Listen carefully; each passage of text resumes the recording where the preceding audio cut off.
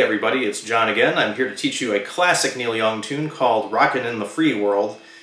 And actually in my high school band, this was the first song we actually made it all the way through. We tried many songs before and it would just fall apart, but this one time, I still have it on cassette, we played this song in its entirety for the first time, and it was glorious. But anyway, that's just a personal anecdote.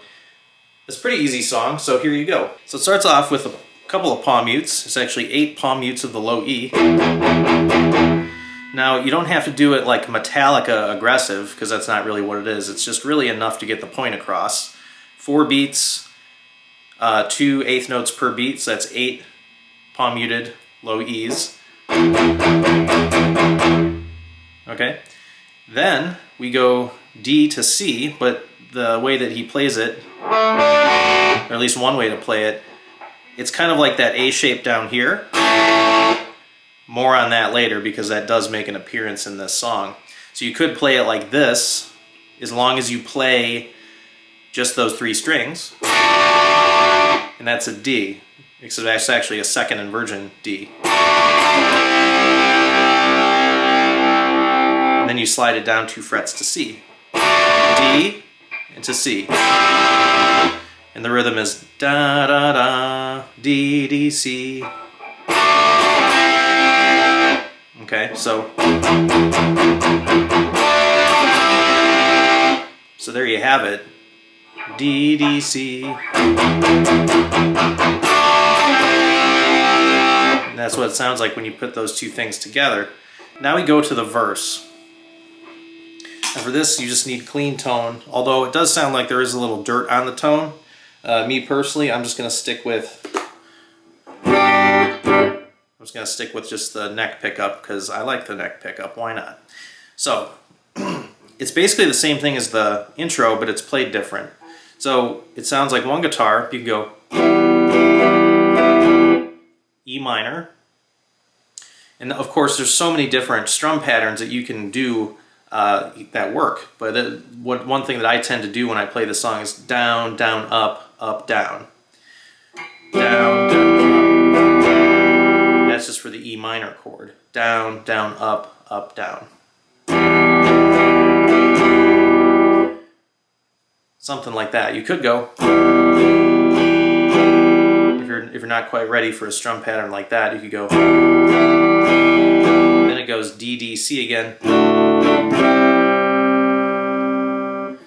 To simplify it further, if you're not quite ready for that, you can go like this.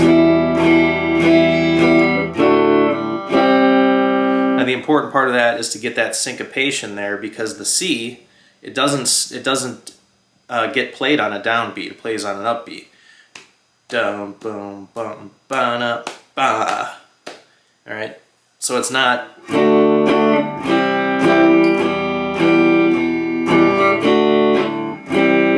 It's not that.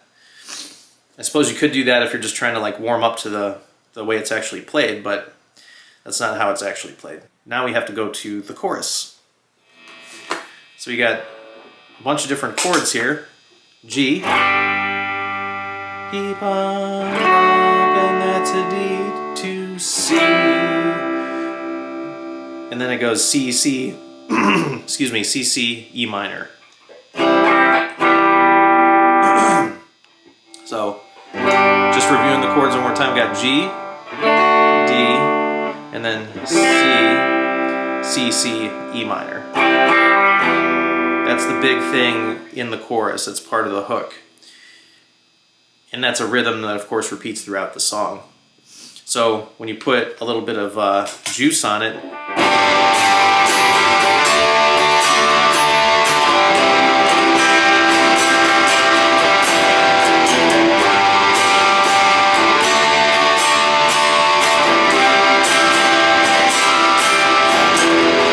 that's a little too much juice. I'm going to turn the OD down just a bit. That's much better, much more appropriate for the song, because we're not playing Slayer, at least we aren't yet.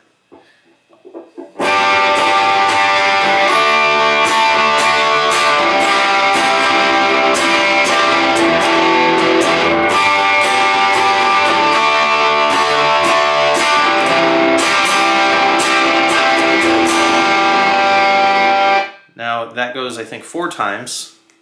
But then what's kind of interesting is he throws in, it's very much in the key of G here in this part. So he kind of goes kind of back and forth between sort of, this is almost like the beginning. It's almost like a E minor, which is the relative minor of G major. They're related keys, both have just F sharp in it. But then the chorus, it's a straight G, key of G. It's the 1 to the 5 to the 4, and he goes 4, 4, 6 because E minor is the 6th chord. That's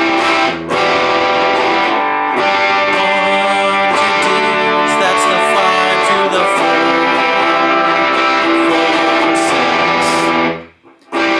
4, 6. Didn't say I was a good singer, people. Just trying to help you. So then it goes to an A major chord, which he...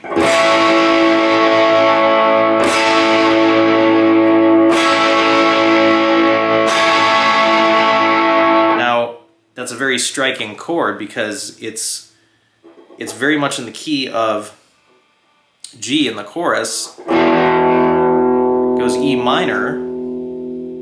Then it goes to A major, which is not in the key of G, so it's a kind of a jarring sound for that little kind of post-chorus riff.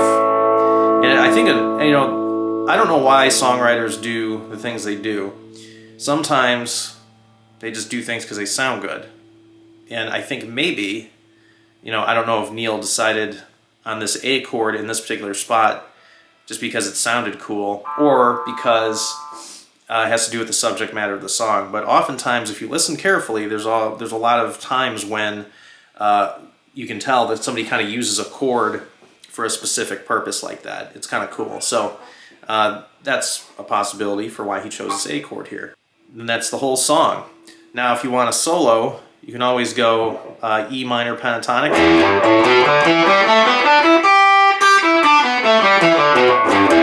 Kind of that old cowboy. You know, and what Neil does, one thing I really like about Neil's solo playing is that he's not clean. He's definitely not a clean guitar player.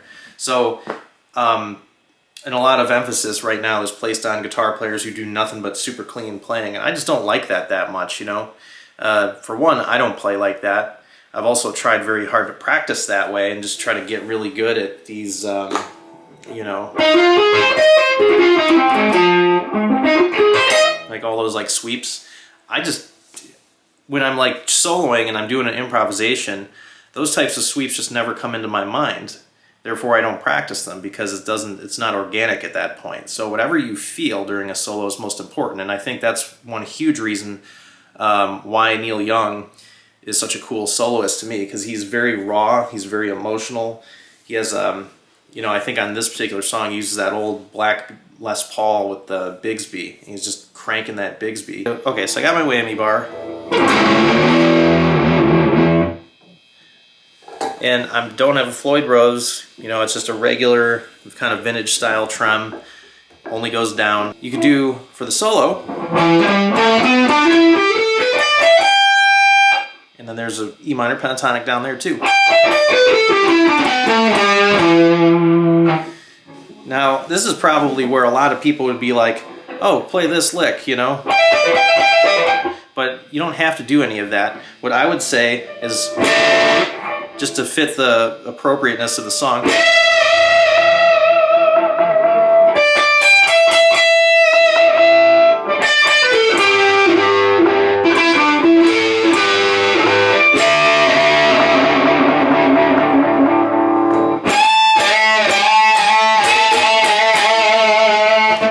go for sounds like that, you know, because that's kind of, it fits the song. I mean, the song is about like a dystopian America, right?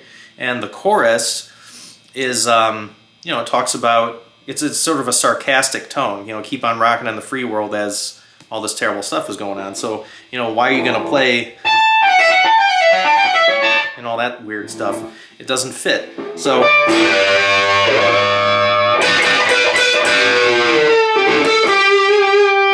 I'm not trying to show off. I'm just trying to show you like the cool stuff you can do with this song with the whammy bar, and kind of sort of what Neil does. He does play some licks in there, but it's all very, very visceral. You know, he has that kind of energy going on, and that's what would be appropriate for this song. And you do have to play what's appropriate for the song for it to be effective. So that's it, and I hope you enjoyed this lesson. Very cool song, very classic song. If you're in a cover band, you are most likely going to have to play this song at some point, because you know, as time marches on, people still like this old rock stuff, you know? Like, check out Rick Beato's channel. That's most of what he talks about. And that's it. And I will see you next time. Like and subscribe. Tell everybody about this channel. Everybody. Your friends, your cousin, your grandmother, your uncle, your cousin, your dog, your kitty cat, your lizard. I don't care. Get them to subscribe. Anybody that could benefit from this channel, tell them about it. And hope you enjoy it. And it is the weekend as I'm filming this, so I hope you have a great weekend, though I might publish this during the week.